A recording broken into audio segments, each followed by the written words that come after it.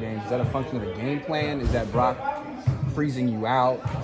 Like 100% Brock freezing me out. Yeah. That's a good one. Game plan. We've gone against a lot of really good defensive lines, and we're trying to do our best and not let something happen like T.J. Watt getting three sacks against us, right? And if my catches diminish to help the team win, I don't really care. My goal is to win a Super Bowl. Accolades and all that stuff come after that.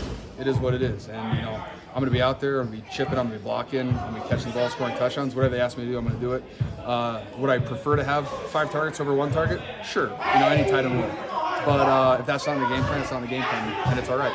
Speaking of a lot of blitzes, Brock's first real exposure to the blitz was he threw to you against the Dolphins last year, that 19 Was it successful? It was successful. Let's keep doing that.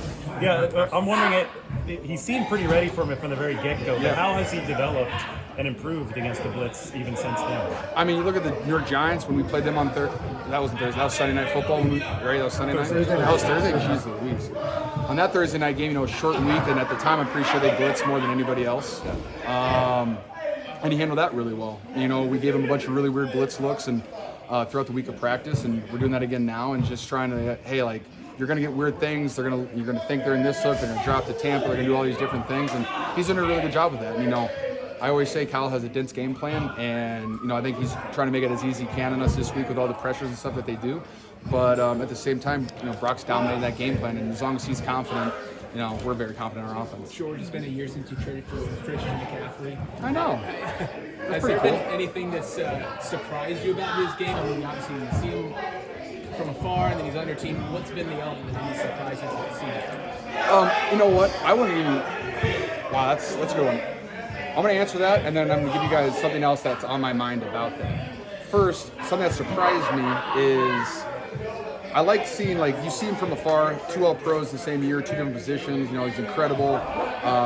Probably should have won the Heisman. No one watches the West Coast games late at night on the East Coast. It's just tough for him. Hell of a football player. But what I like to see is there's not a lot of guys who are as hard on themselves as he is. You see him make a mistake, he's very upset about it. And not emotionally upset. He's just I need to be better than that. My expectations for myself are way too high for that. And you never see him make the same mistake twice. And I love that about him. And then the other thing on top of that, I wake up this morning and I'm scrolling on Twitter. It's 6 a.m. and I see a tweet from Adam Schefter, and he tweeted at midnight that said, "Today's the day that Christian McCaffrey got traded." And I'm just is it that big of a deal that you need to tweet it at 12:01 a.m. East Coast time, man? Did you wake up just to tweet that, or did you stay up that late? And so that's my question for you. Is that big of a deal? I mean, it is for us. I mean, I think ESPN graded us a C-, and they're really good at their gradings. Their ratings. I'm Greg. Great ratings. They're fantastic. Well, the first week and a half that he was here last year, Kyle said that he did not expect him to be ready to play in that Chiefs game. Obviously he did. Then he scored all those touchdowns next week. What was it like being next to him, locker mates, as he was cramming and learning that playbook? It's honestly the same thing now. I mean, obviously he has a better grasp of our playbook at this point, but helping him out as best I can. Juice helping him out as best he can. I fully expect him to play. I think Kyle might have been lying to you, but he would never do that to you guys. Basketball's back, baby.